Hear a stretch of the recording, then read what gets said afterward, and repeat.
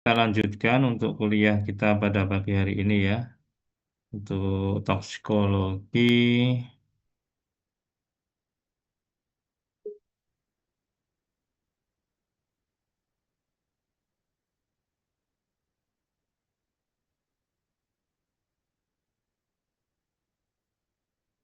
Sudah terlihat belum?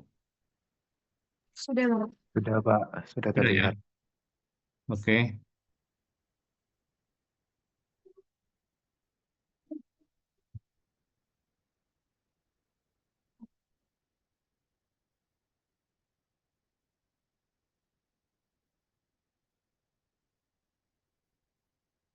Oke, sekarang kita mulai untuk kuliah kita pada pagi hari ini.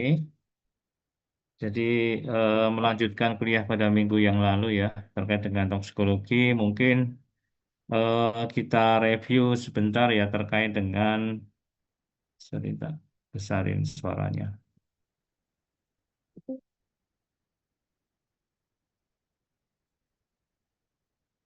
Di apa namanya kuliah yang pertama.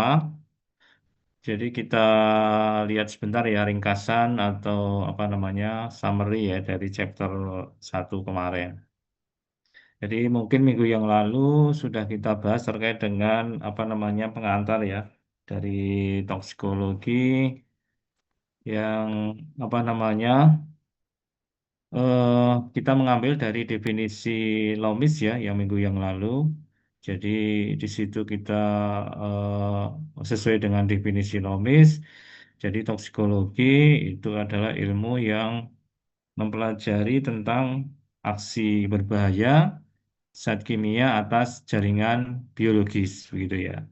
Jadi di sini kalau kita lihat itu dari definisi ini mengandung makna. Maknanya adalah nanti bahwa zat kimia beracun di sini pada hal ini adalah bisa apa namanya pada kondisi-kondisi tertentu itu bisa masuk ke dalam tubuh dan dapat melakukan antaraksi ya dari zat kimia beracun ini dengan jaringan biologis di dalam tubuh. Nah, itu pasti akan melewati suatu atau melalui suatu mekanisme aksi tertentu di dalam interaksinya. Nah, mekanisme aksi di sini nanti dari interaksi antara zat kimia beracun dengan jaringan biologis, nanti di sini akan memberikan efek berbahaya atau efek toksik ya dari output ya hasil interaksi tadi yang nanti akan kita ketahui sebagai output atau wujud sifat wujud efek toksik tertentu. Jadi di situ ada wujudnya, ada perubahan biokimiawi, perubahan fungsional maupun perubahan struktural ya yang dari wujud efek toksik tadi itu memiliki sifat adalah bisa reversible maupun irreversible. Jadi berbagai macam asas ya kondisi, mekanisme aksi, wujud dan sifat efek toksik ini sebagai kita kenal sebagai asas toksikologi yang nanti ini digunakan sebagai dasar untuk belajar toksikologi di dalam ilmu toksikologi dasar ya. Ini sudah kita bahas di minggu yang lalu. Dan arti pentingnya kita belajar toksikologi itu adalah bahwa dengan memahami kondisi, mekanisme, wujud, dan sifat dari efek toksik, dari zat kimia beracun, ya, itu nanti akan digunakan sebagai apa namanya dasar evaluasi ya dasar evaluasi keberbahayaan dari zat kimia beracun di dalam tubuh ya jadi ada dasar evaluasi untuk keberbahayaan dari zat kimia beracun ya nanti itu digunakan untuk apa digunakan untuk menentukan ya batas keamanan penggunaannya jadi ini akan digunakan untuk menentukan batas penggunaan ya baik zat kimia beracun mungkin obat atau zat tambahan makanan atau pestisida atau zat bahan-bahan kosmetika dan lain sebagainya itu nanti akan memiliki batas-batas keamanan karena pada dasarnya zat kimia beracun itu adalah senyawa senyawa-senyawa tersebut adalah senyawa yang memiliki efek toksik pada kondisi-kondisi tertentu gitu. Oke, dari ruang lingkup yang sudah kita bahas ya minggu yang lalu itu apa namanya? Kalau kita lihat dari berbagai macam bidang ilmu yang lain ya, yang terkait dengan ilmu toksikologi itu nanti seperti farmakologi, ada patologi, ada ilmu kimia, biokimia, fisiologi, kesehatan masyarakat, atau imunologi yang nanti di sini akan digunakan atau berkaitan dengan sebagai dasar untuk belajar toksikologi ya. Yang nanti di dalam cakupan pokok kajiannya, ruang lingkup toksikologi dipelajari di toksikologi lingkungan, ekonomi, dan kehakiman ya. Ya nanti untuk yang toksikologi ekonomi ini adalah ruang lingkupnya adalah lebih kepada ruang lingkup untuk zat-zat pencemar lingkungan ya, untuk residu, kesehatan industri dan lain sebagainya. Dan untuk yang biasanya adalah paparannya biasanya tidak sengaja. Sedangkan untuk toksikologi ekonomi ini adalah ruang lingkup yang mempelajari tentang zat kimia yang memang untuk zat kimia beracun yang memiliki nilai ekonomi, terutama untuk pengembangan obat, zat tambahan makanan, kosmetik, pestisida, dan lain sebagainya, yang itu eh, apa namanya digunakan atau memiliki nilai ekonomi dan biasanya penggunaannya adalah dengan sengaja. Sedangkan kalau di ruang lingkup toksikologi kehakiman, ini adalah ruang lingkup toksikologi yang memang mungkin berasal dari toksikologi lingkungan atau ekonomi atau yang lain, yang ini sudah masuk ke ranah kehakiman, pengadilan ya, yang nanti memerlukan diagnosis, terapi di mungkin keracunan atau medico legal ya ada malpraktek dan lain sebagainya. Jadi ini sudah ada aspek-aspek hukum yang terlibat di dalam ruang lingkup di toksikologi kehakiman. Oke, untuk aplikasi toksikologi itu minggu yang lalu juga sudah kita bahas ya terkait dengan area bidang toksikologi ya. Yang penting itu adalah ada tiga bidang area toksikologi. Yang pertama adalah toksikologi mekanistik ya, yang ini terkait dengan bagaimana atau area yang mempelajari tentang mekanisme aksi ya, interaksi antara zat kimia beracun dengan jaringan biologis yang dilakukan secara in vitro, in vivo ya, ataupun secara apa namanya molekular ataupun seluler ya, ataupun organ yang untuk mempelajari mekanistik daripada efek toksik daripada zat kimia beracun. Sedangkan yang kedua adalah toksikologi deskriptif, itu yang eh, dulu kita bahas ya, terkait dengan apa namanya toksikologi deskriptif itu meliputi adalah pengujian-pengujian daripada toksikologi ya, untuk menentukan apa namanya eh, efek toksik yang muncul ya, baik itu pada in vitro maupun in vivo ya, dengan animal, dengan hewan ya, yang itu pengujian-pengujian itu digunakan untuk regulasi, untuk registrasi obat, untuk dan lain sebagainya. Yang ketiga adalah toksikologi regulator. Ini adalah toksikologi yang nanti akan mempelajari terkait dengan regulasi, ya, regulasi dari apa namanya menentukan aturan dan apa namanya kepatuhan ya daripada konsumen atau industri ataupun yang lain ya.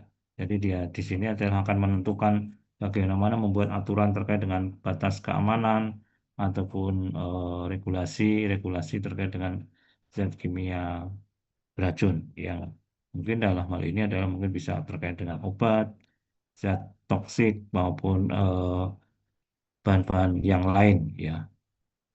Kalau kita lihat juga di cabang ilmu yang toksikologi yang lain, yang perkembangannya itu juga sudah meluas ya di dalam apa namanya pengembangan cabang ilmu toksikologi yang lain sudah dikembangkan ke toksikologi pangan untuk apa namanya terkait dengan efek-efek toksik yang terjadi pada pangan ya dan juga toksikologi analitik atau forensik ya di sini terkait dengan bagaimana cara analisis ya ataupun forensik eh, adanya zat beracun ya ataupun adanya racun yang terjadi baik itu pada lingkungan maupun ada pada kasus-kasus keracunan maupun kasus apa namanya pembunuhan dan lain sebagainya.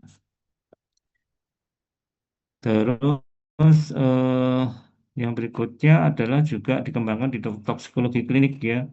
Di toksikologi klinik juga ada yang penting juga di sini adalah terkait dengan klinikal toksikologi. Ini adalah aspek yang sudah dikembangkan ke arah klinis ya, bisa di rumah sakit, bagaimana tata laksana penanganan keracunan, antidotum dan lain sebagainya yang nanti ini banyak digunakan untuk terapi-terapi keracunan biasanya yang terjadi di masyarakat maupun di rumah sakit ya.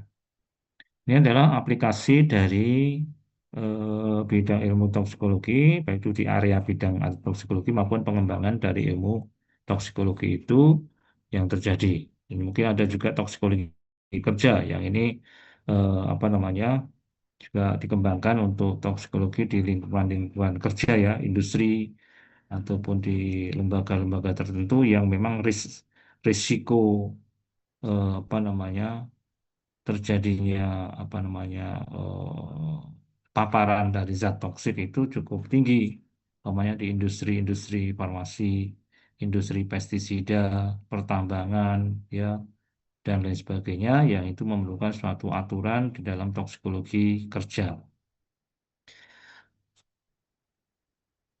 Oke, sekarang kita ringkas ya di pokok bahasan yang pertama yang minggu yang lalu sudah kita bahas ya terkait dengan apa namanya pokok bahasan yang pertama ya. Jadi toksikologi itu adalah definisinya ilmu yang mempelajari tentang aksi berbahaya zat kimia beracun atas jaringan biologis ya. Yang ini mengandung makna bahwa di dalam pada kondisi-kondisi tertentu, baik itu kondisi apa namanya pemecahan atau kondisi subjek, ya itu bisa menyebabkan zat kimia itu masuk ke dalam tubuh dan berinteraksi dengan jaringan biologis yang ada di dalam tubuh melalui suatu mekanisme aksi tertentu yang nanti akan menghasilkan suatu efek toksik dengan apa namanya wujud dan sifat tertentu. Nah, itu yang disebut dengan asas umum toksikologi. Ya, dengan mempelajari tadi ya, arti pentingnya adalah dengan mempelajari kondisi, mekanisme, wujud, dan sifat efek toksik itu nanti akan digunakan untuk sebagai dasar evaluasi keberbahayaan daripada zat kimia beracun yang itu akan melibatkan peran ahli toksikologi dalam spesialis bidang area tadi, ada toksikologi mekanistik, toksikologi deskriptif, dan toksikologi regulasi yang itu nanti akan digunakan sebagai dasar untuk menentukan batas keamanan. Nah, di dalam toksikologi nanti akan dipelajari ya, terutama di area bidang toksikologi adalah di toksikologi lingkungan, ekonomi, dan kehakiman. Ya, nah ini adalah apa namanya bidang-bidangnya ya, terutama di ruang lingkup toksikologi, lingkungan, ekonomi, dan kehakiman ya. Nanti ada yang terkait dengan zat pencemar lingkungan, zat yang memang memiliki nilai ekonomi, dan ada yang terkait dengan aspek hukum ya. Oke, sekarang kita sudah membahas kemarin minggu yang lalu terkait dengan apa namanya pengantar ya, dari mulai sejarah, definisi, dan arti penting kita belajar toksikologi. Nah, pada saat ini kita akan membahas masuk ke dalam pokok bahasan yang kedua, ya. Yang akan kita bahas pada pagi hari ini adalah nanti terkait dengan asas umum apa namanya toksikologi. Jadi sudah kita singgung ya di pokok bahasan yang pertama terkait dengan asas umum toksikologi itu nanti akan meliputi apa? Meliputi asas umum seperti sebagai makna toksikologi, definisi toksikologi adalah kondisi. Jadi ini adalah terkait dengan kondisi daripada zat kimia beracun itu bisa masuk ke dalam tubuh, kondisinya seperti apa. Yang kedua adalah terkait dengan asas umum mekanisme aksi, ya. Jadi mekanisme aksi bagaimana zat kimia beracun itu berinteraksi, ya, dengan jaringan biologis, dengan komponen seluler, dengan membran, dengan DNA, dengan protein, atau dengan apa namanya eh, komponen-komponen yang lain yang ada di dalam sel, dan itu menyebabkan suatu efek berbahaya atau efek toksik dengan wujud tertentu yang nanti wujudnya nanti kita bahas terkait dengan wujud efek toksik seperti perubahan perubahan biokimiawi di dalam tubuh, perubahan fungsional maupun perubahan struktural yang ada di dalam tubuh. Dari wujud efek toksik tadi itu akan memiliki sifat efek toksik yang artinya adalah sifat yang bisa reversible kembali ke kondisi semula, tapi ada juga yang irreversible daripada efek toksik tadi. Nah, ini yang nanti yang akan kita bahas terkait dengan kondisi, mekanisme, wujud, dan sifat efek toksik. Mungkin untuk pagi hari ini kita akan membahas terkait dengan kondisi-kondisi dari si efek toksik yang terjadi.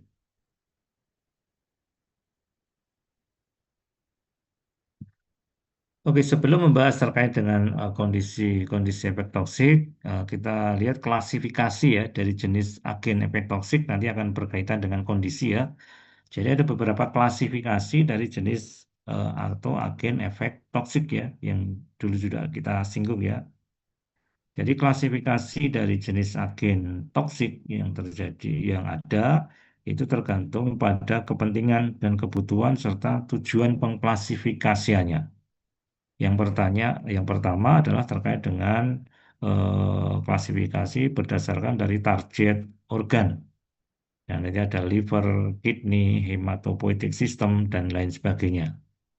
Yang kedua adalah dari jenis agen toksik berdasarkan penggunaannya.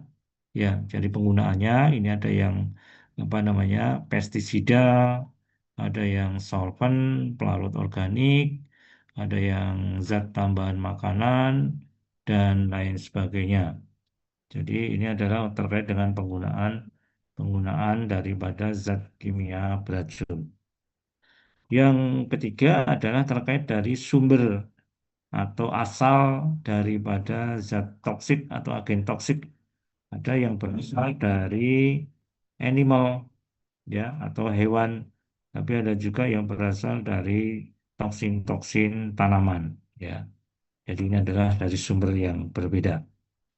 Yang berikutnya adalah bisa dilihat jenis agen toksik itu dari efeknya.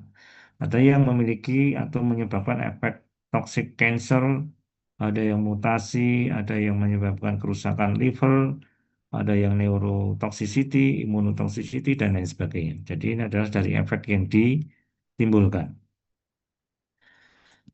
Jenis yang lain itu bisa juga berdasarkan dari jenis agen toksiknya adalah dari kondisi fisik, ya.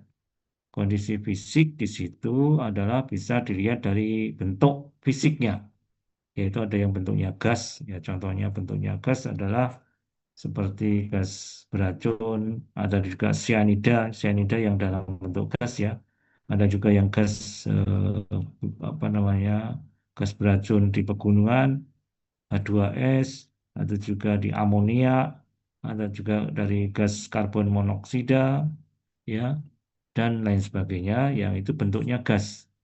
Ada juga yang bentuknya das ya, yang ini adalah dari debu, pembakaran, ya polusi, udara, terus juga material-material pertambangan dan lain sebagainya. Ada juga adalah dari kondisi dari agen toksik yang bentuknya adalah liquid atau cair. Yang cair ini jelas banyak sekali ya. Ada yang bentuknya solvent, solvent organik, ataupun bahan-bahan pestisida, ataupun juga dari material obat dan lain sebagainya. Klasifikasi dan yang lain itu bisa berdasarkan dari stabilitas kimia atau reaktivitas ya. Jadi stabilitas kimia atau reaktivitas daripada agen toksik. Ada yang stabilitas yang sangat eksplosif ya, eksplosif ya, mudah meledak ya. Ada yang sifatnya yang ini adalah mungkin zat-zat toksik yang bahan-bahan kimia yang mungkin berasal dari bahan-bahan kimia yang apa namanya dari gas ataupun juga ada beberapa liquid yang mudah meledak.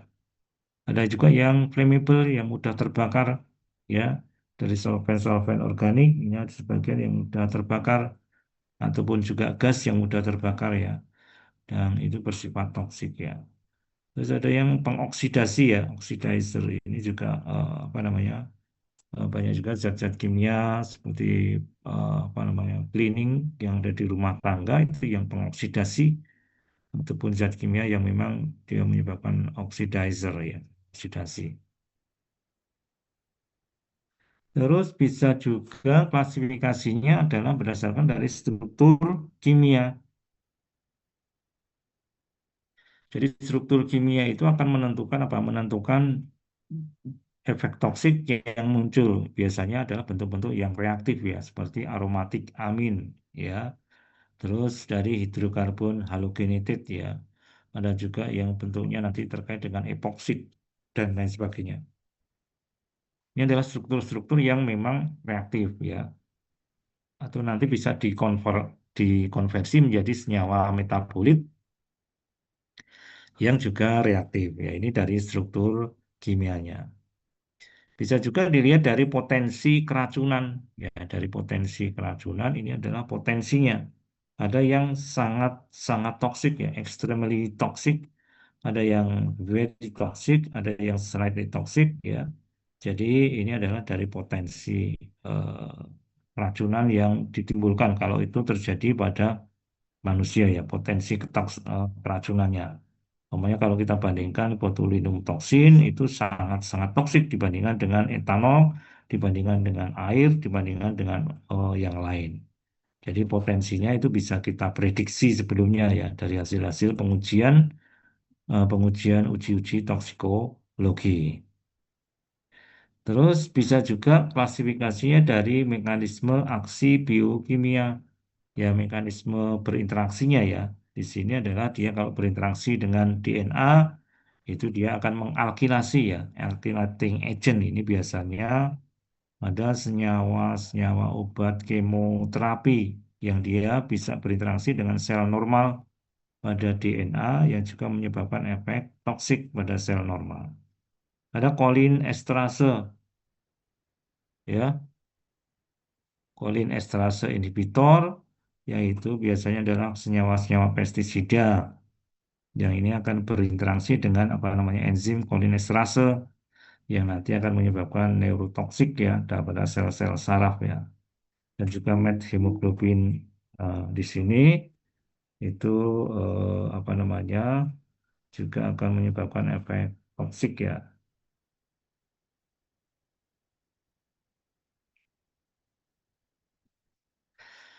Ini biasanya dari obat-obatan ataupun nitro yang nanti akan apa namanya berikatan dengan hemoglobin.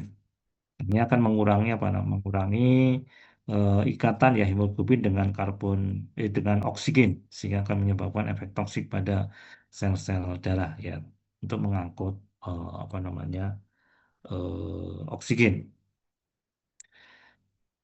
Oke, sekarang kita lihat ya istilah ya. Sebelum itu kita ada istilah toksin dan toksikan ya. Sering kita bilang toksin ya. Ya, kalau toksin itu nanti adalah agen sebenarnya ada agen ataupun zat kimia toksik ya atau toksin atau bahasa Inggrisnya juga toksin ya merujuk pada agen yang diproduksi oleh sistem biologis ya seperti tanaman, hewan, jamur, bakteri ya Ini contohnya adalah zearalenone, ini adalah dari zat toksik dari jamur yang beracun. Ada aflatoksin juga dari jamur, ya ini adalah dari apa namanya jamur-jamur yang ada di makanan. Nah, ini adalah zat toksik yang ada di dalam yang berasal dari apa namanya tanaman. Ada juga yang berasal dari hewan ya, ada bisa bisa ular, kalajengking ya. Ada juga yang berasal dari bakteri, toksin-toksin bakteri dan lain sebagainya. Yang kedua adalah toksikan. Ya, toksikan ini biasanya merujuk ya, digunakan untuk agen membicarakan agen yang dihasilkan oleh atau produk samping ya, baik produk atau antropogenik atau aktivitas manusia, kegiatan manusia sebenarnya. Jadi umpamanya kegiatan manusia memproduksi apa namanya obat-obatan, itu ada zat limbah yang efek samping, produk samping yang toksik. Ada juga kegiatan dari apa namanya pertambangan ataupun apa namanya pertambangan ataupun juga pembuatan dari plastik. Ini contohnya dioksin. Dan juga adalah poliaromatik hidrokarbon, ini juga adalah dari polusi-polusi kegiatan polusi udara yang kegiatan manusia ya. Jadi ini adalah toksikan-toksikan ini membicarakan agen toksik yang memang berhubungan dengan aktivitas kegiatan manusia atau produksi bahan-bahan tertentu ya daripada aktivitas manusia. Dan itu industri farmasi, kosmetik, pertambangan, industri yang lain yang itu menghasilkan produk-produk yang toksik ya. Oke, sekarang kita lihat atau sebelum selanjutnya adalah tujuan kita memahami asas umum toksikologi. Jadi tujuan memahami asas umum toksikologi itu adalah yang pertama adalah untuk mempermudah faktor-faktor yang mempengaruhi toksisitas. Nanti kita akan mudah ini memahami ya dengan faktor-faktor apa saja yang bisa mempengaruhi toksisitas ya. Yang kedua adalah aplikasi pada uji-uji toksikologi. Nah, dengan memahami asas umum itu kita bisa apa namanya? Kita bisa eh, aplikasikan ya di dalam uji-uji toksikologi nantinya. Ya, itu akan lebih mudah dalam pengujian-pengujian toksikologi.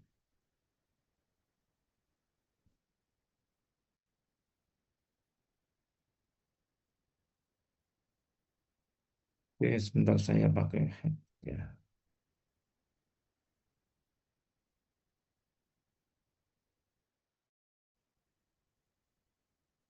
Halo, suara saya terdengar?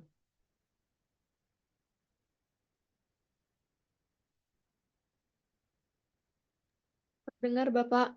Dengar ya, ini saya pakai headset sekarang. Oke, sekarang kita lanjutkan ya. Jadi ini adalah dari tujuan untuk memahami asas umum toksikologi. Yang pertama adalah mempermudah ya, untuk memahami faktor-faktor yang mempengaruhi toksisitas. Yang berikutnya ini akan mempermudah juga untuk memahami, untuk diaplikasikan pada uji-uji toksikologi ya.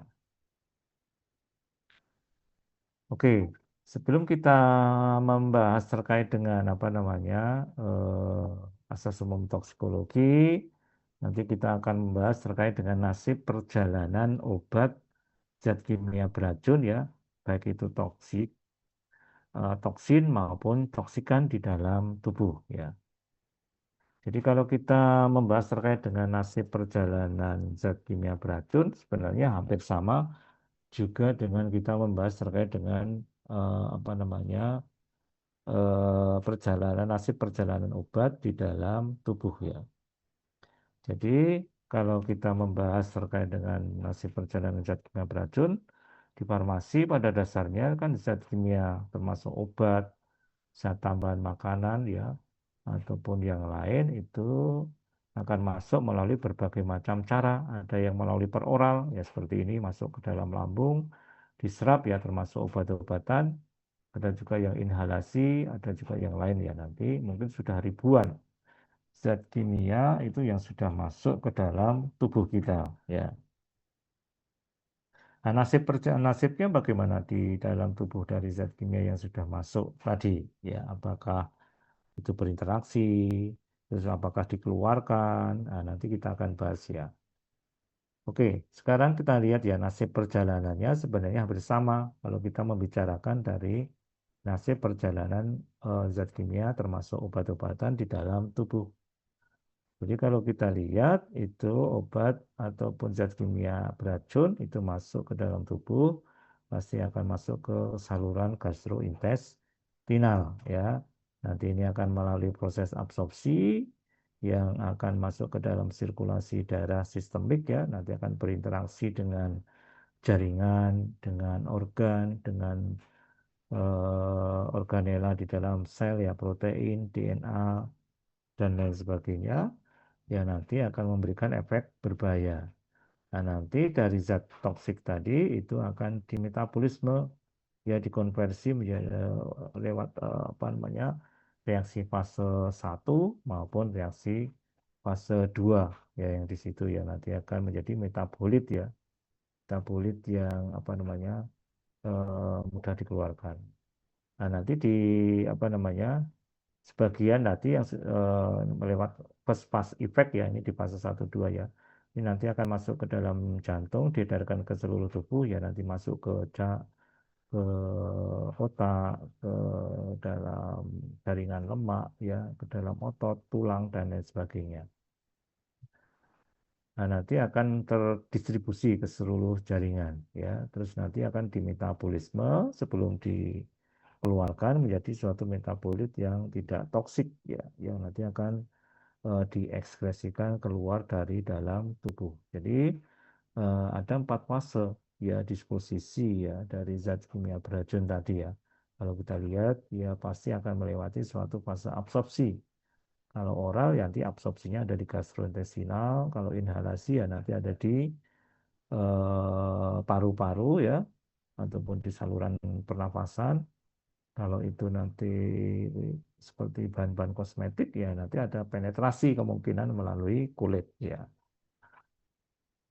Oke, terus nanti nasibnya seperti ada didistribusikan ya ke dalam tubuh berikatan dengan jaringan, memberikan efek toksik atau efek berbahaya dan nanti akan dikonversi menjadi suatu metabolit melalui suatu proses metabolisme yang melalui fase 1 dan fase 2 terutama ada di liver. Ya nanti akan mudah menjadi suatu metabolit yang polar dan nanti akan mudah dikeluarkan dari dalam tubuh ya. Jadi kalau kita lihat karakteristik dia ini kan melintasi berbagai macam membran ya. Jadi secara fisikokimia zat kimia apa namanya zat kimia beracun tadi itu harus mudah melintasi membran.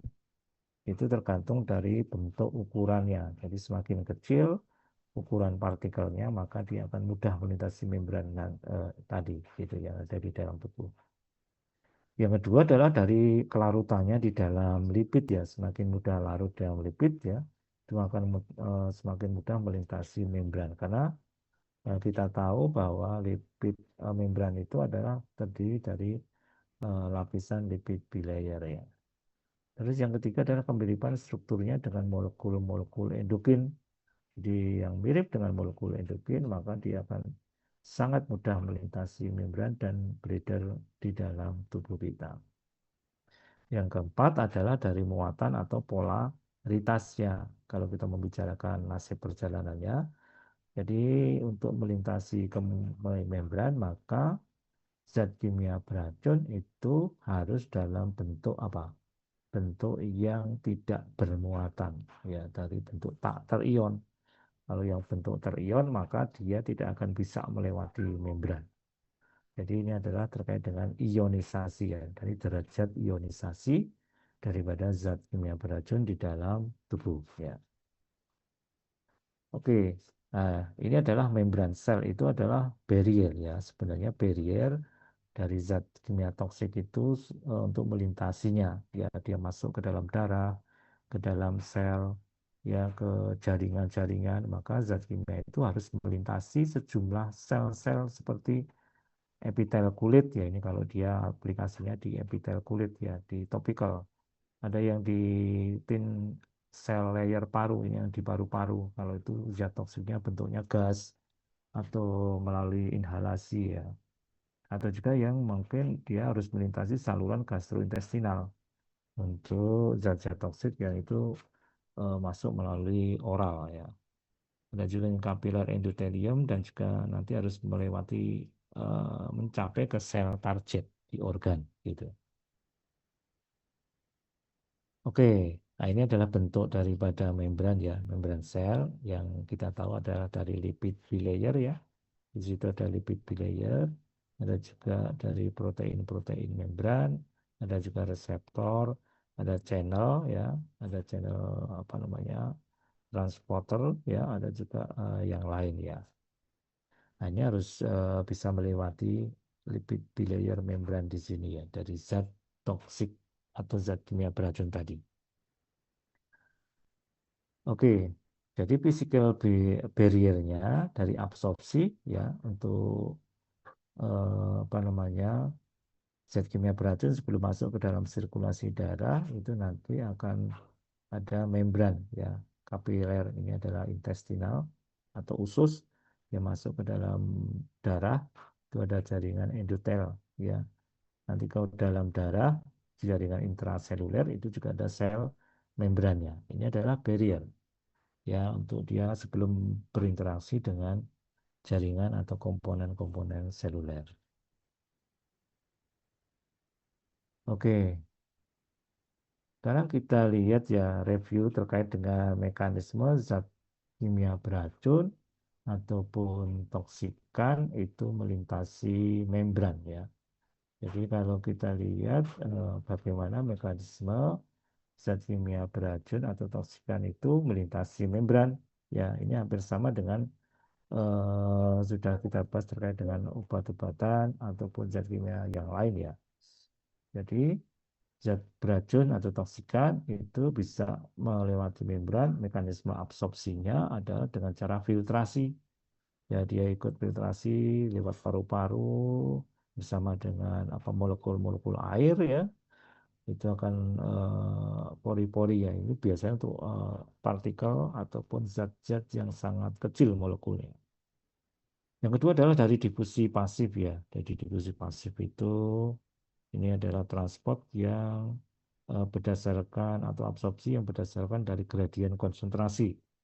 Jadi berdasarkan dari konsentrasi tinggi ke konsentrasi rendah ya. Ini daya dorongnya adalah perbedaan gradien konsentrasi. Yang ketiga ada transport aktif. Jadi ini adalah mekanisme transport atau absorpsi yang berasal dari konsentrasi rendah ke konsentrasi tinggi yang itu memerlukan apa namanya transporter yang itu memerlukan ATP. Jadi ini adalah transport aktif ya. Ini bersama juga dengan obat-obatan yang mekanisme seperti ini. Terus bisa juga nanti difusi terfasilitatif. Ini sebenarnya seperti difusi pasif tuh, cuman memang dia membutuhkan protein fasilitator yang itu untuk carrier ya. Jadi tetap sebenarnya dia memerlukan apa namanya daya dorongnya adalah dari gradien konsentrasi dan juga memerlukan carrier. Cuman memang tidak memerlukan ATP di sini ya. Terus yang kelima adalah fagositosis atau pinositosis ya. Jadi ini adalah biasanya untuk zat-zat kimia beracun yang bentuk molekulnya besar ya, biasanya dari bentuk protein ataupun molekul-molekul endogen atau mungkin apa namanya toksin-toksin ya.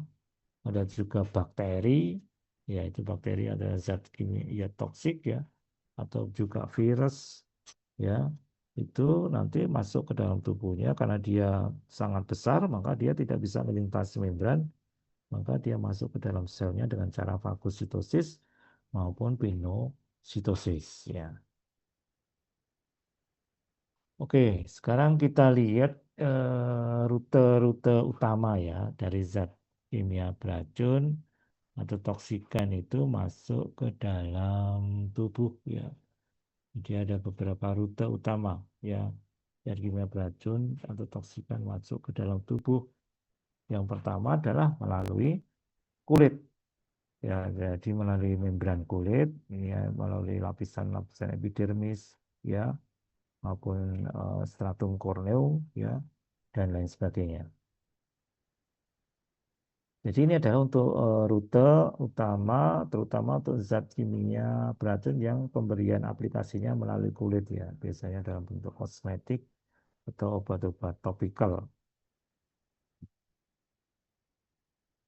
yang itu memang aplikasinya adalah diberikan di kulit ya. Jadi dia harus bisa menembus membran kulit ya.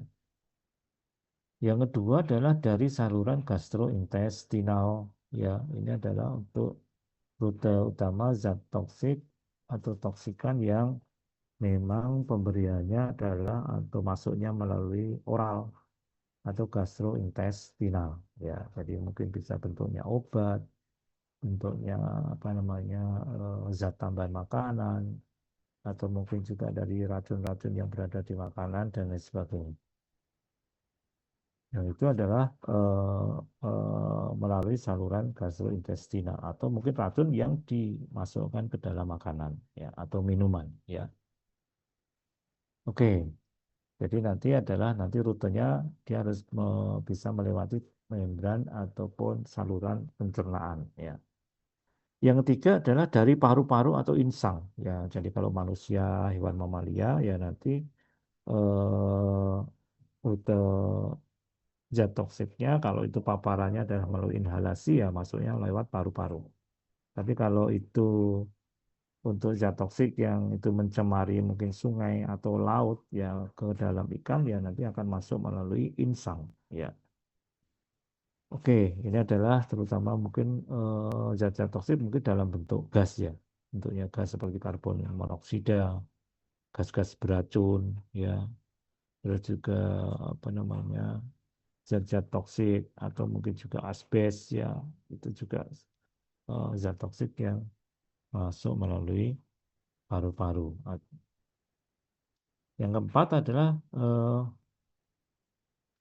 rute intraperitoneal. Ya, ini biasanya hanya terjadi pada animal ya. Kalau di manusia jarang terjadi. Kalau yang intraperitoneal, yang adalah ke dalam langsung ke rongga perut ya. Yang kelima adalah intramuskular. Ini masuk ke dalam jaringan otot ya. Ini adalah terutama untuk obat-obat injeksi ya. Ya ini melalui injeksi intramuskular. Ada juga yang subkutan ya. Ini adalah untuk obat-obat atau zat kimia beracun yang diberikan secara subkutan dan juga intravena. Ini adalah untuk obat-obat injeksi atau yang zat kimia racun yang diberikan melalui intravena. Ini mungkin bisa dalam bentuk obat yang bentuknya ada injeksi infus ya dan lain sebagainya ya. Ya itu adalah zat kimia ya terutama adalah obat-obatan ya. Oke, ini adalah rute-rute utama ya kalau kita gambarkan secara ringkas ya. Jadi ada zat kimia itu yang masuk melalui oral yang paling utama. Ya ini seperti obat-obatan, ya seperti zat tambahan makanan, racun-racun yang ada di dalam makanan, minuman, masuk melalui gastrointestinal, nanti ke paru-paru, masuk ke dalam jantung dan didistribusikan ke seluruh tubuh. Yang kedua adalah injeksi ya. Ini adalah diinjeksi intramuskular, seputan dan sebagainya. Ini nanti masuk ke dalam darah, diabsorpsi, masuk ke jantung, ya tidak melewati vas efek ya, dan didistribusikan ke seluruh tubuh. Dan juga yang intravena ini tidak melalui proses absorpsi, tapi dia langsung injeksi ke dalam sirkulasi darah. Ya, jadi dia langsung ke dalam sirkulasi darah dan nanti akan apa namanya masuk ke dalam jantung dan didistribusikan ke dalam tubuh. Tapi ada juga yang inhalasi ya. Inhalasi itu adalah melalui paru-paru ya. Ini adalah bentuk zat toksik yang rutenya bisa masuk melalui paru-paru, bisa bentuk gas karbon monoksida, gas beracun, ya asap rokok, polusi udara, atau yang lain yang itu masuk melalui paru-paru. Ya, nanti akan didistribusikan ke seluruh tubuh melalui jantung dan nanti akan berinteraksi dengan jaringan-jaringan ada di dalam jantung. Ini dalam 4 rute utama ya, di dalam apa namanya, di dalam zat kimia beracun itu masuk ke dalam tubuh ya. Oke, sekarang kita lihat ya nasib perjalanan zat beracun itu di dalam tubuh bagaimana? Tadi sudah kita bahas terkait dengan mekanisme dia, mekanisme absorpsi, 4 fase di dalam proses perjalanannya. Sekarang kita lihat nasib perjalanan zat kimia beracun itu di dalam tubuh ya. Jadi kalau kita lihat ada zat kimia beracun, mungkin bisa obat, zat tambahan makanan, pestisida itu ada yang pemberiannya secara oral, ya ekstravaskuler. Kalau ekstravaskuler maka dia harus apa namanya, harus melalui proses absorpsi, ya. Jadi melalui proses absorpsi dia harus masuk ke dalam melewati membran, melintasi membran dan masuk ke dalam sirkulasi sistemik.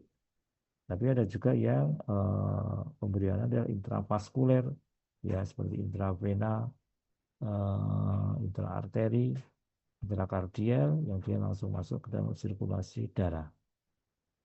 Nanti di dalam tubuh dia akan terdisposisi ya, terdistribusi ya, terdistribusi ke dalam jaringan organ di seluruh tubuh ya. Yang nanti itu terdistribusi, dia nanti akan mencapai di tempat aksi ya, dalam reseptor di sel sasaran dan melakukan antar aksi. Jadi dia akan berinteraksi di sel sasarannya, yang akhirnya akan menimbulkan apa? Efek toksik ya setelah berinteraksi dengan sel sasaran. Di samping itu dari zat kimia beracun tadi itu bisa tereliminasi, ada yang langsung diekskresikan dalam bentuk utuh ya ke luar ya, ke tubuh ya, diekskresikan melalui urin, keringat, air susu dan lain sebagainya. Tapi ada juga dia yang harus dimetabolisme, dikonversi dulu menjadi suatu bentuk metabolit yang kurang toksik atau tidak toksik ya. Jadi ada 2 tipe metabolit toksik, ada yang tidak toksik ya. Utamanya memang untuk menjadi metabolit yang tidak toksik ya. Tapi ada kalanya di dalam proses metabolisme itu menghasilkan suatu metabolit yang toksik. Biasanya ini kalau menjadi metabolit yang toksik itu bisa terredistribusi. Dia lebih larut di dalam lemak ya, redistribusi dan bisa eh, berinteraksi kembali dengan sel sasarannya. Yang nanti akan mencapai sel reseptor di sel sasaran, berinteraksi dan menimbulkan suatu efek toksik ya, yang terjadi. Jadi di sini adalah ada 4 fase juga, ada proses absorpsi, ada proses distribusi, ada proses metabolisme dan ekskresi. Ya, jadi kita ingat ya nanti di sini adalah zat toksik itu untuk menimbulkan efek toksik maka dia harus berada di tempat aksi dan melakukan interaksi dengan sel sasaran. Ya.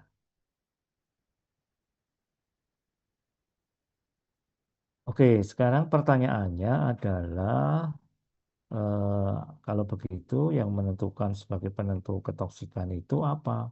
Ya, jadi kalau kita lihat sebagai penentu ketoksikan itu ini kan penentu ya, penentunya berdasarkan efek toksik muncul itu sebagai penentu timbulnya efek toksik itu apa saja, gitu ya. Jadi harus apa prasyaratnya?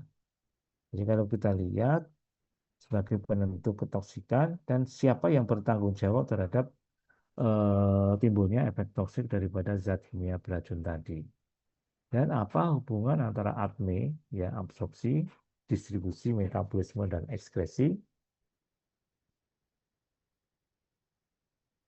ini dengan apa ketoksikan daripada zat beracun. Oke, sekarang kita lihat ya, yang pertama adalah penentu ketoksikan.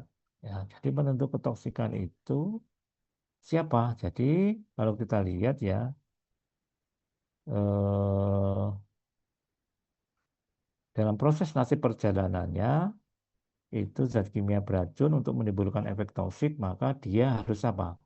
Harus berada di dalam sel sasaran. Kalau kita lihat ya, jadi dia tidak bisa hanya masuk saja, tapi masuk dan harus berada di sel sasaran. Kalau kita zat kimia itu masuk ke dalam tubuh terus dikeluarkan melalui feses, ya tidak akan menimbulkan efek toksik ya. Tapi dia harus berada di sel sasaran. Sel sasarannya di mana? Ya mungkin di jaringan, reseptor, atau organ, dan lain sebagainya. Jadi yang pertama penentu ketoksikan itu zat kimia beracun adalah harus berada di sel sasaran atau keberadaan zat beracun di sel sasaran. Jadi yang kedua adalah efektivitas antar aksi zat beracun dengan sel sasaran. Jadi harus ada interaksi. Interaksinya harus apa? Harus efektif, no? Ya, interaksinya harus efektif ya. Kalau itu ada obat yang dosis terapi itu ada efek toksiknya enggak? Mungkin ada ya, tapi interaksinya tidak efektif. Tapi kalau overdosis baru terjadi interaksi yang sangat efektif begitu. Jadi ada dua di sini ya penentu ketoksikan. Jadi zat kimia beracun itu harus berada di sel sasaran. Jadi keberadaan zat beracun di sel sasaran ya. Yang kedua adalah efektivitas antar aksi ya seperti itu. Jadi seperti kalau Anda sekalian mau lulus dari farmasi, maka yang pertama Anda harus berada di fakultas farmasi dan melakukan interaksi ya. Interaksi itu yang efektif ya, seperti kuliah, praktikum, ya membuat tugas akhir, skripsi, dan lain sebagainya. Ya, jadi nanti akan lulus sebagai sarjana farmasi ya. Jadi modelnya juga seperti itu ya. Jadi penentu ketoksikan adalah keberadaan zat beracun di sel sasaran dan keefektifan antar aksi zat beracun dengan sel sasaran. Terus siapa yang bertanggung jawab terhadap timbulnya zat toksik atau zat efek toksik daripada zat beracun tadi? Yang bertanggung jawab itu adalah kalau kita lihat ya, tadi ada zat beracun yang masih apa namanya masuk dalam bentuk utuh. Zat beracun di sini dia terabsorpsi ya, masuk ke dalam sirkulasi sistemik, terdistribusi dan dia mencapai tempat aksi, berada di tempat aksi, berinteraksi ya, menimbulkan efek toksik. Ini zat toksiknya masih dalam bentuk tidak berubah ya, atau bentuk utuhnya. Yang kedua adalah eh, zat toksik yang eh,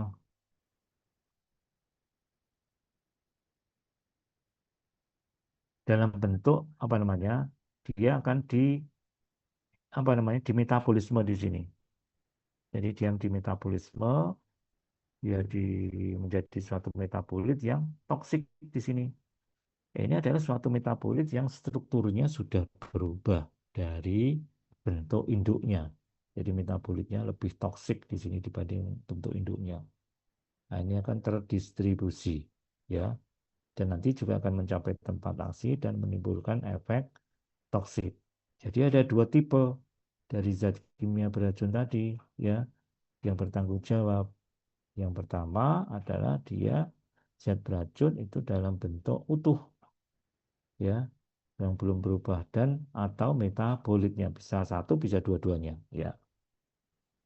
Terus yang ketiga adalah pertanyaannya apa hubungan antara absorpsi, disposisi ya, ini adalah distribusi, metabolisme dan eliminasi atau ekskresinya dengan ketoksikan zat beracun di dalam tubuh ya. Jadi di sini kalau kita lihat zat beracun itu kan nanti untuk menimbulkan efek toksik harus berada di tempat aksi, harus berada di dalam sel sasaran. Untuk mencapai sel sasaran dia harus melintasi apa? Melintasi berbagai macam membran melalui berbagai macam proses absorpsi, distribusi, ya, metabolisme, ekskresi tadi. baru dan ini akan menimbulkan efek toksik. Jadi di sini ada hubungan apa? Ada hubungan ADME dengan ketoksikan, ya. Jadi ada efektivitas ADME yang itu efektif untuk dia berada di dalam sel sasaran atau dia menjadi suatu zat yang lebih toksik pada proses metabolisme sehingga ada hubungan antara efektivitas ADME ini dengan ketoksikan zat racun. Ya. Yang kedua nanti ah, nanti ini adalah apa namanya jawaban yang dari penentu ketoksikan tadi, ya.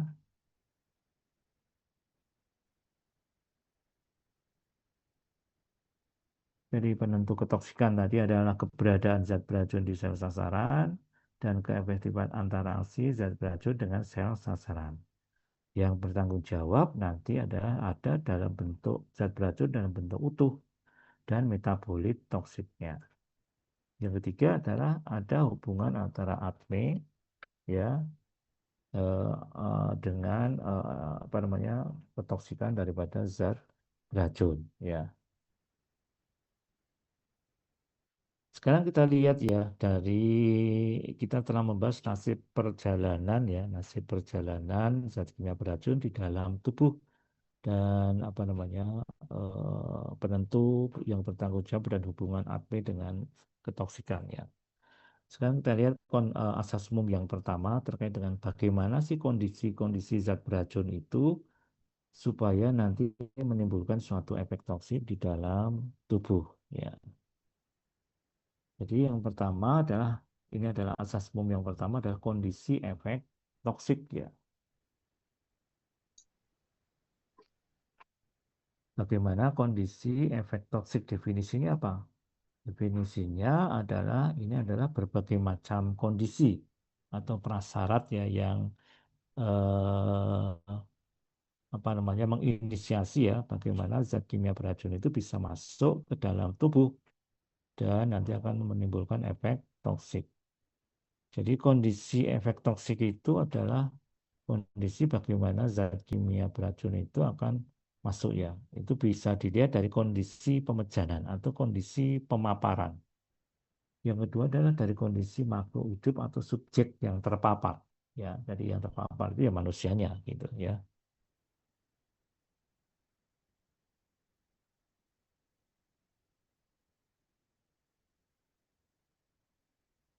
Kondisi makhluk itu adalah subjek yang terpapar, ya.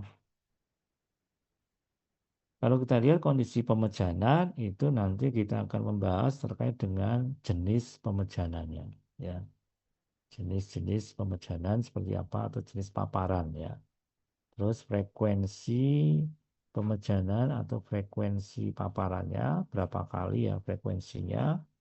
Terus jalur pemejanannya, jalurnya melalui apa saja, jalur-jalur pemejanannya. Yang ketiga berikutnya adalah saat pemejanan atau paparannya kapan, gitu, ya, yang itu berpengaruh terhadap efek toksik. Terus takaran, dosis, ya, ini terkait dengan dosis paparannya itu berapa yang supaya menimbulkan efek toksik.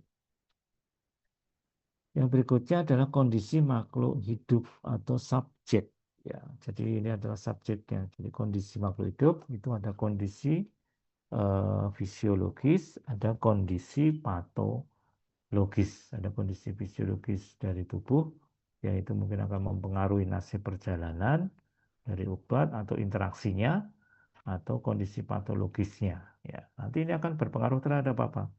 Terhadap menentukan keberadaan zat beracun di dalam sel sasaran dan atau keefektifan dari antar aksi, ya, antara zat beracun dengan sel sasaran, ya. Oke, sekarang kita lihat satu persatu, ya, terkait dengan kondisi paparan atau pemejanan, ya. Di kondisi paparan atau pemejanan itu yang pertama adalah jenis pemejanannya. Jadi ada yang jenis pemejanan atau jenis pemaparan yang sifatnya adalah akut. Akut itu adalah yang sifatnya immediately, artinya adalah pemberian dosis besar dalam waktu yang singkat, biasanya dalam waktu 24 jam.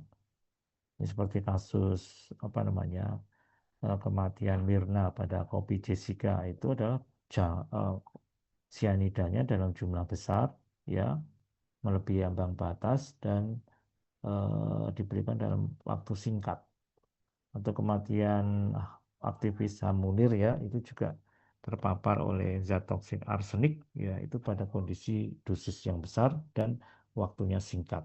Nah, itu bisa sebagai kondisi pemaparan, ya, dari kondisi pemecahan, ya. Yang kedua adalah subakut atau subkronik. Ya, ini biasanya adalah bentuk apa namanya, bentuk pemaparan yang relatif lebih lama, ya, mungkin seperti 2 minggu, 3 bulan, ya. Ini dari bentuk yang apa namanya, untuk jenis pemecahan yang subkronik, yang ini relatif lebih lama. Ya, nanti biasanya ini dosisnya kecil tapi terakumulasi, gitu, ya. Atau obat-obatan juga biasanya juga seperti ini. Atau yang kronik, ya, yang kronik itu yang apa namanya, pemecahan pemaparan yang sifatnya adalah terus menerus, ya, atau bahkan seumur hidup. Contohnya apa? Contohnya adalah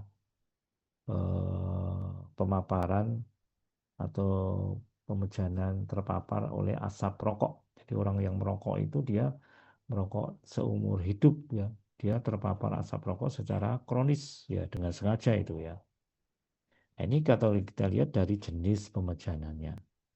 Yang berikutnya adalah dari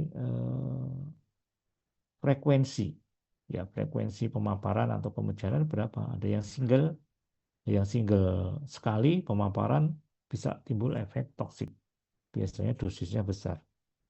Atau yang berulang. Yang berulang itu yang berulang kali, ya, dia sekali, 2 kali, 3 kali, ya, itu baru menimbulkan efek toksik. Jadi nanti frekuensi ini akan menentukan apa, jumlah obat yang masuk atau jumlah zat kimia toksik yang masuk ke dalam tubuh yang sudah melewati ambang batas toksiknya. Kalau berulang, ya, nanti kalau single dose yang dosis besar itu langsung terlewati konsentrasi toksik minimalnya. Tapi kalau berulang itu nanti pelan-pelan, ya, sampai dia suatu saat akan terlewati, terlampaui juga, begitu.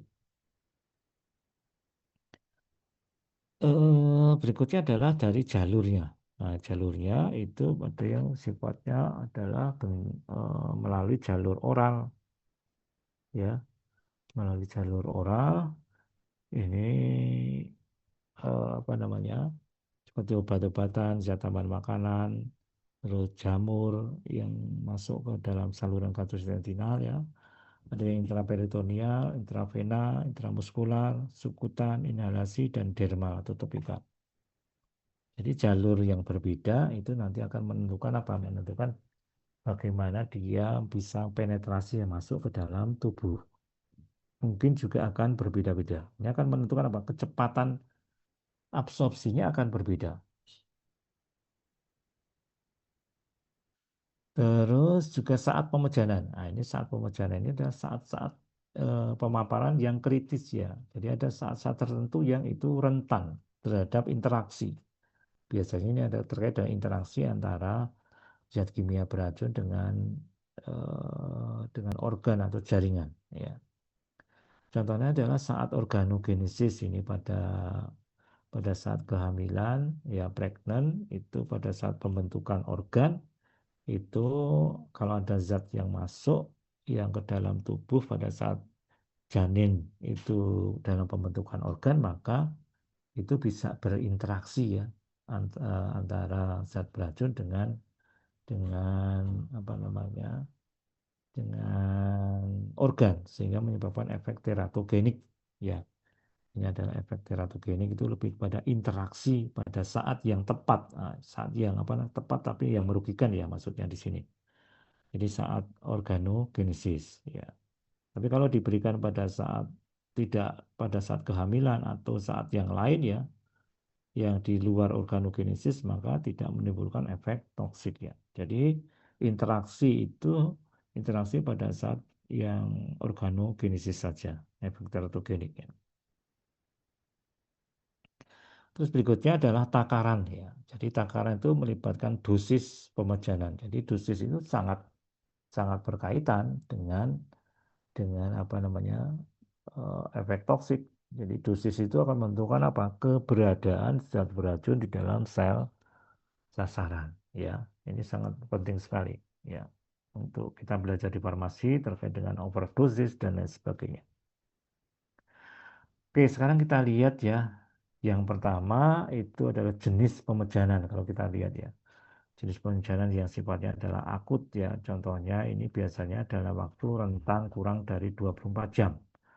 Pola pemberiannya biasanya single ya atau sekali pemberian.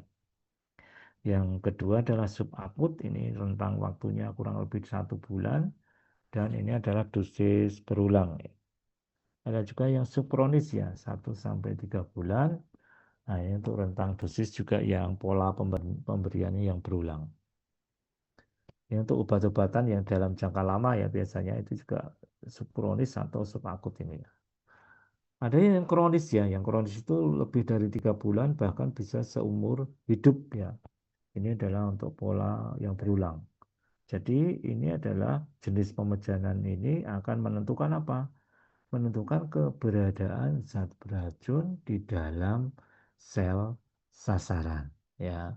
Jadi keberadaan zat beracun di dalam sel sasaran. Jadi ada yang akut, supaya itu nanti akan menentukan apa? Menentukan keberadaan zat beracun ini. Kalau yang single itu mungkin dosis besar ya nanti keberadaannya juga akan besar. Tapi ini yang dosis kecil ya, tapi berulang juga nanti keberadaannya juga akan lama kelamaan akan menjadi lebih besar dan melampaui dari dosis toksiknya.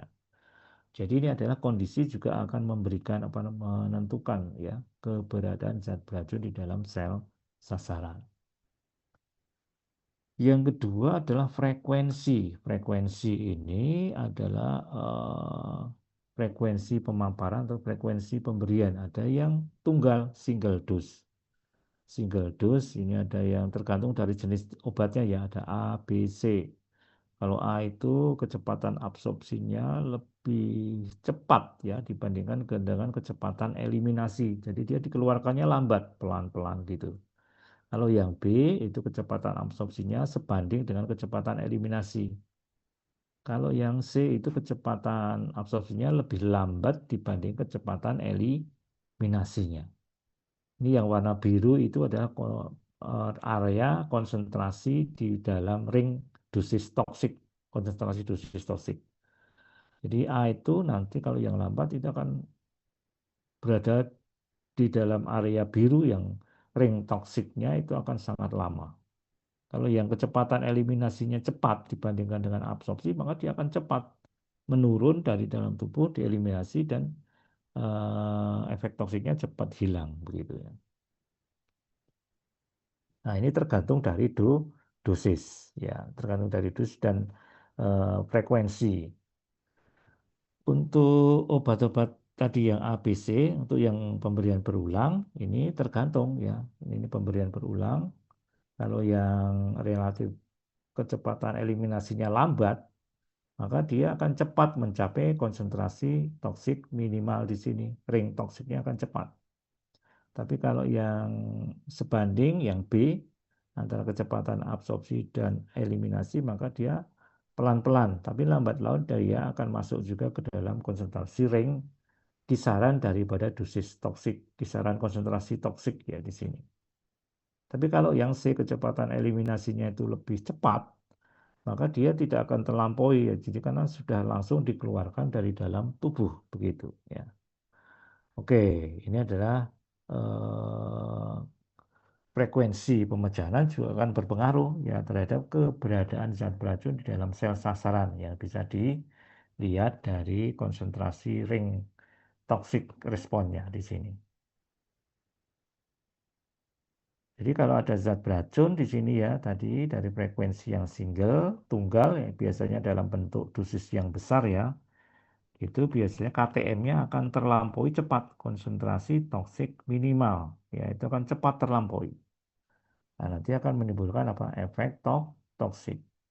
Dosis berulang yang atau dosis kecil ya, tapi dia berulang apa namanya terpapar terus-menerus setiap hari sampai mungkin seumur hidup ya, maka KTM itu juga lambat laun akan terlampaui.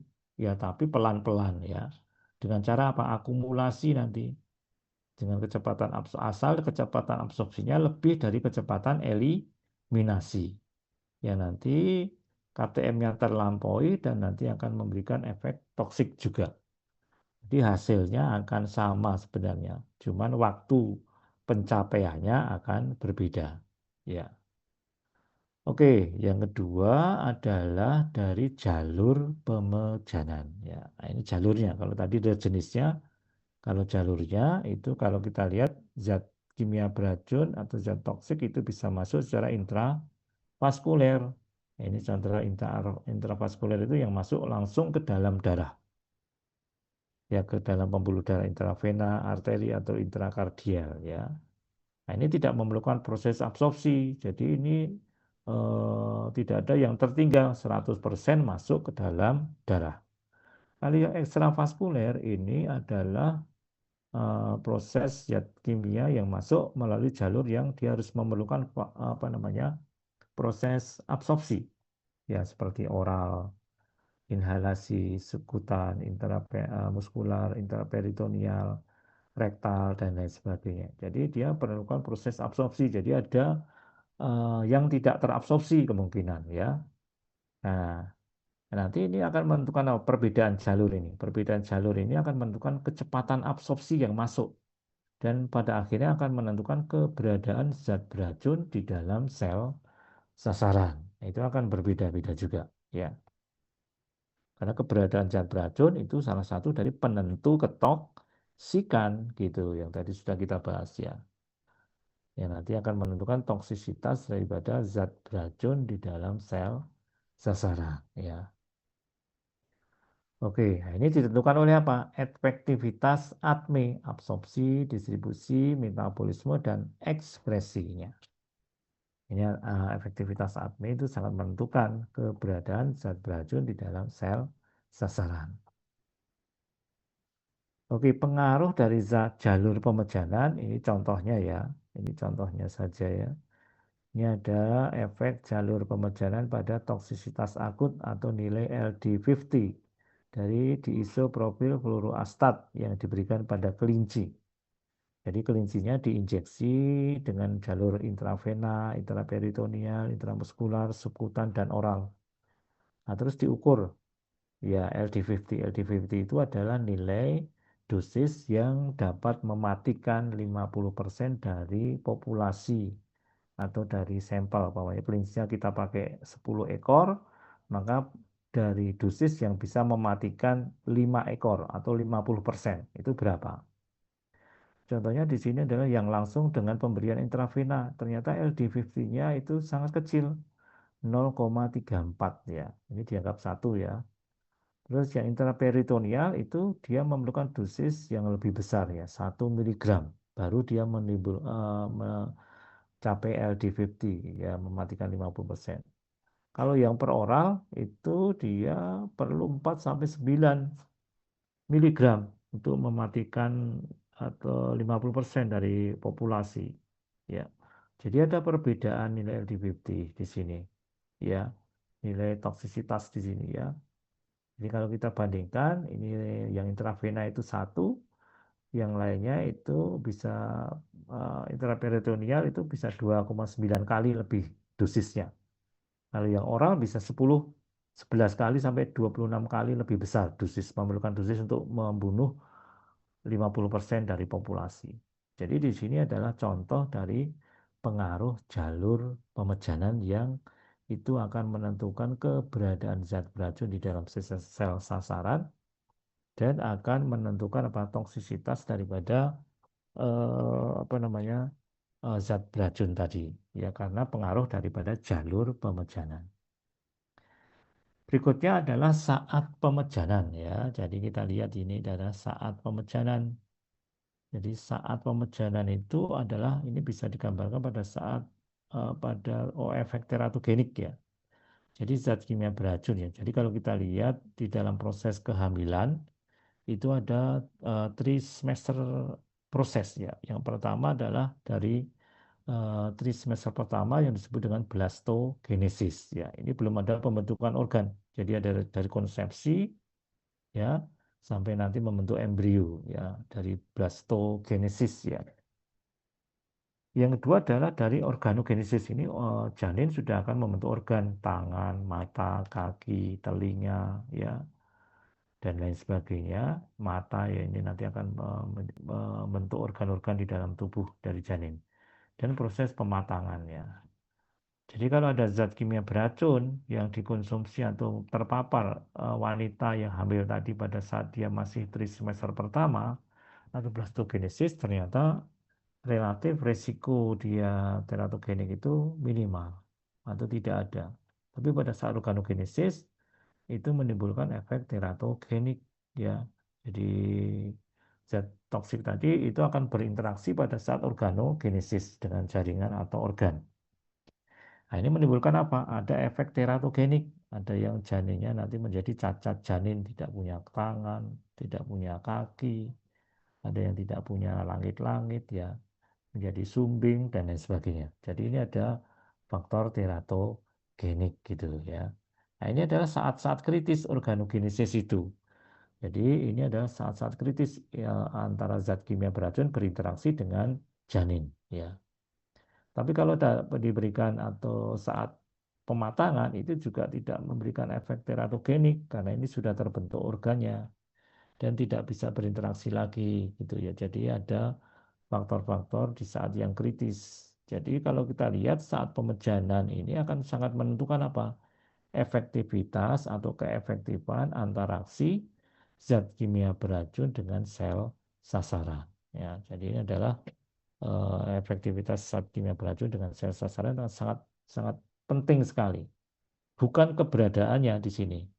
Nah, di sini keberadaan tidak terlalu penting. Yang penting adalah interaksi antara zat beracun itu pada saat organogenesis gitu. Berikutnya adalah dari dosis ya, dosis pemejanan ya, kondisi berikutnya. Jadi dosis itu sangat menentukan sekali ya. Jadi kalau pada kondisi normal, jadi kalau kita ingat dari pernyataan Paracelsus ya, hubungan dosis respon ya, yang menentukan dia semua material itu adalah senyawa beracun, yang menentukan dia beracun ataupun obat itu hanya dosisnya. Jadi dosis yang besar itu akan menentukan apa? Yang menentukan zat beracun di sel sasaran juga besar. Yang nanti akan menentukan ketoksikannya juga akan besar. Jadi ini adalah dosis itu akan sangat menentukan apa? Keberadaan zat beracun di dalam sel sasaran. Cuman ada juga kondisi zat beracun yang tidak normal. Nah, ini ada yang tidak normal. Tidak normal itu apa? Contohnya, tidak normal itu hipersensitif. Padahal dosisnya kecil. Tapi ada orang-orang yang hipersensitif, ada menimbulkan efek toksik ya. Ada juga alergi ya. Ini juga dua-duanya ini adalah yang tidak normal. Mungkin nanti akan dibahas di faktor-faktor ya. Nah, jadi dosis pemecahan itu nanti ini akan menentukan apa? Lebih kepada keberadaan zat beracun di dalam sel sasaran. Oke, sekarang berikutnya adalah tadi dari kondisi efek toksik ya daripada zat beracun itu adalah dari asas umum yang pertama. Ada kondisi yang lain yang itu juga nanti akan menentukan toksisitas daripada zat beracun. Yang kedua adalah kita lihat dari kondisi subjeknya atau makhluk hidupnya, ya. Kondisi subjeknya atau kondisi makhluk hidupnya.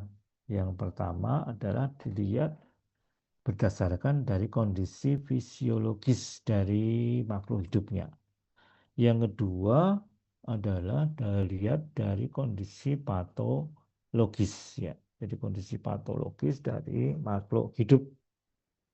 Oke, sekarang kita lihat ya. Yang pertama itu adalah kondisi fisiologis. Kondisi apa saja di situ? Yang pertama adalah kondisi bobot badan. Bobot badan ini mungkin akan berpengaruh terhadap zat kimia beracun ya. Jadi kondisi bobot badan itu nanti akan biasanya kan dosis ataupun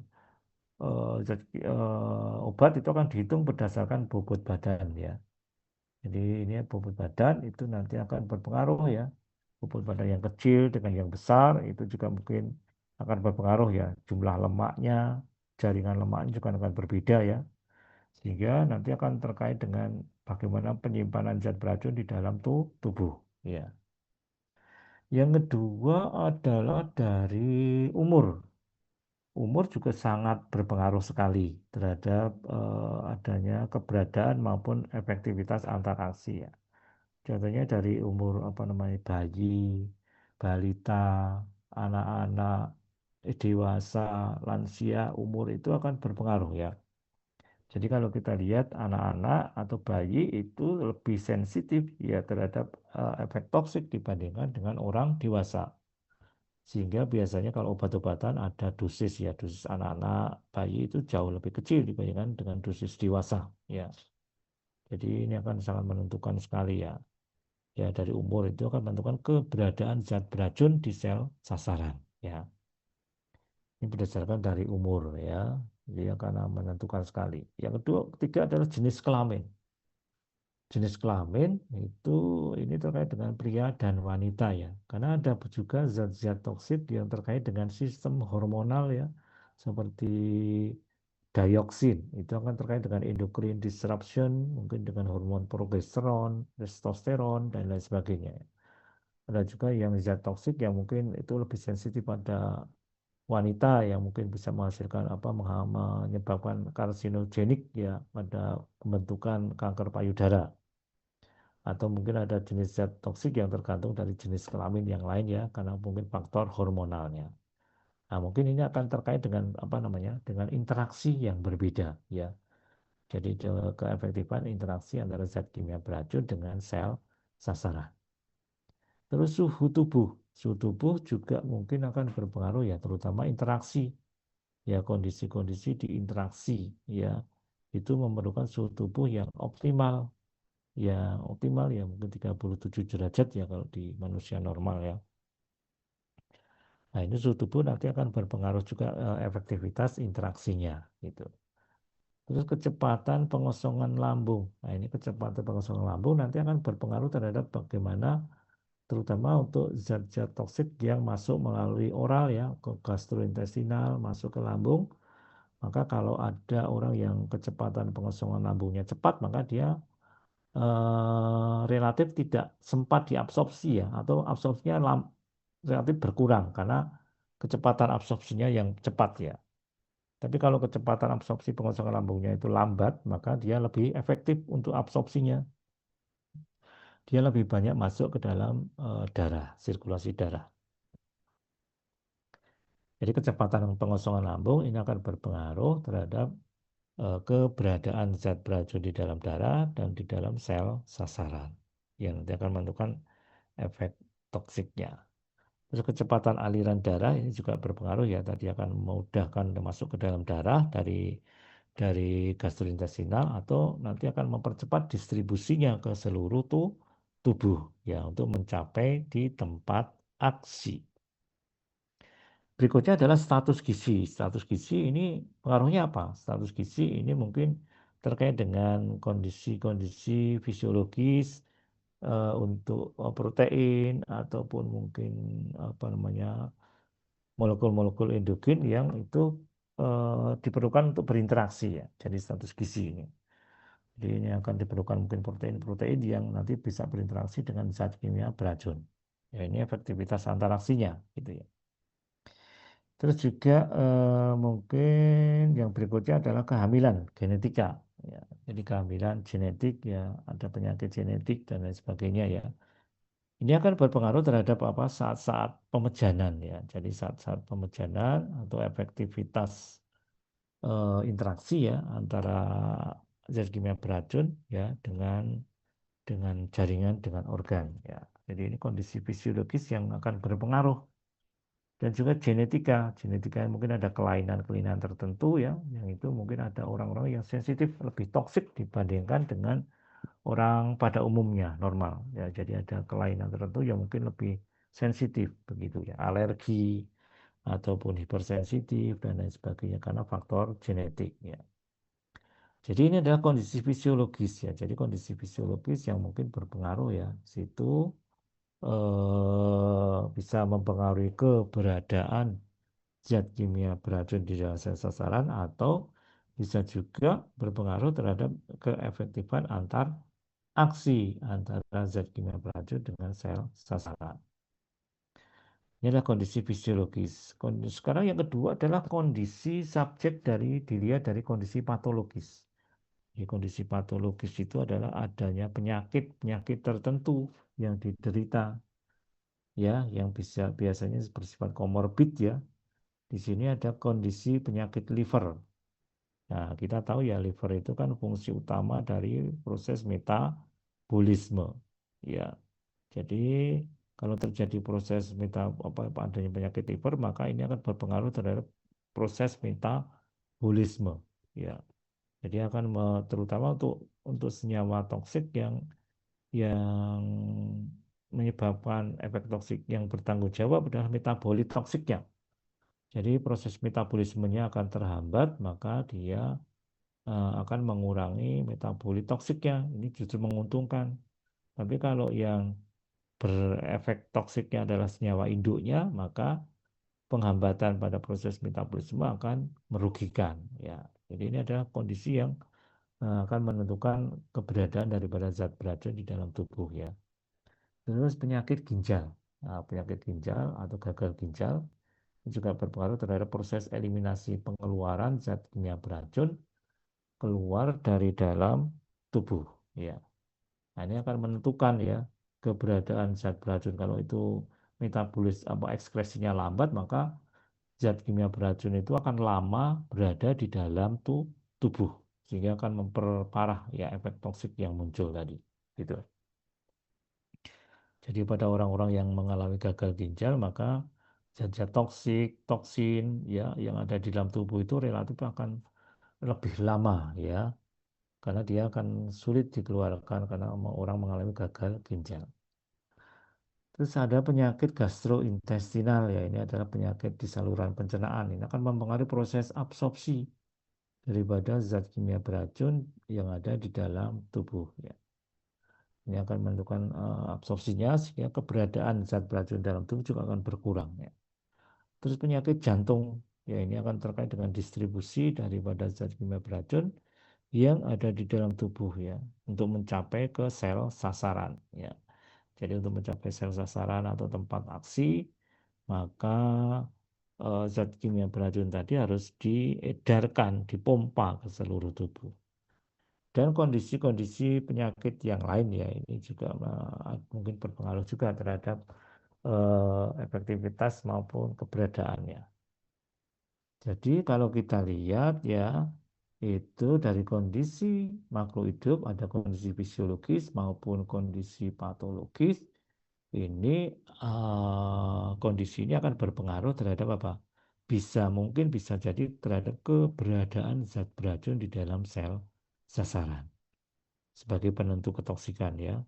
Atau yang kedua bisa juga terhadap keefektifan antar aksi ya, interaksinya ya, seperti kehamilan, suhu tubuh ya, jenis kelamin. Nah, tadi mungkin ada faktor-faktor yang memerlukan interaksi khusus ya pada perbedaan suhu tubuh, terus perbedaan genetik ya dan lain sebagainya. Jadi bisa jadi akan berpengaruh ya dari kondisi fisiologis maupun kondisi patologis terhadap keberadaan dan keefektifan antar aksinya gitu ya.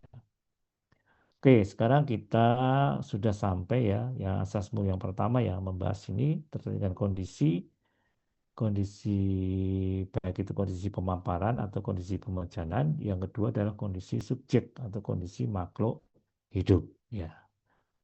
Oke, mungkin untuk pagi hari ini kita sampai di sini ya. Ini ada yang ingin ditanyakan terkait dengan kondisi pembahasan kondisi efek toksik ini. Masih ada waktu 4 menit.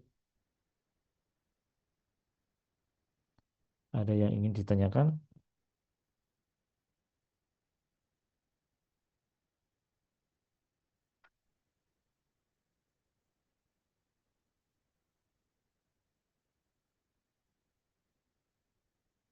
Sudah jelas semua? Jelas, Pak. Oke, jadi eh, kita telah membahas ya dari asas umum toksikologi. Yang pertama adalah terkait dengan kondisi ya. Jadi ada kondisi pemecahan ya. Di situ ada apa namanya jenis pemecahan, ada frekuensi ya, ada jalur pemecahan dan saat pemecahan serta dosis. Yang kedua adalah dari kondisi subjek atau kondisi makhluk hidup ya, yang nanti akan menentukan dari dua kondisi tadi bisa pada keberadaan maupun keefektifan antar aksinya. Oke, nanti minggu depan kita akan membahas ke apa namanya asas umum berikutnya, yaitu meka setelah nanti pada kondisi tertentu, maka dia zat toksik tadi akan berada di dalam sel sasaran, nanti akan berinteraksi, pasti akan melalui suatu mekanisme aksi tertentu ya, dan nanti akan menimbulkan suatu wujud efek toksik dan sifat efek toksik tertentu, begitu ya. Oke, sampai sini ada yang ditanyakan?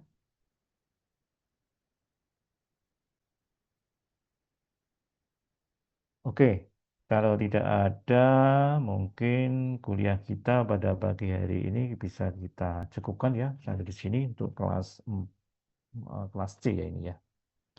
Sampai ketemu minggu depan ya. Minggu depan nanti kita kembali eh, luring ya, kembali luring lagi.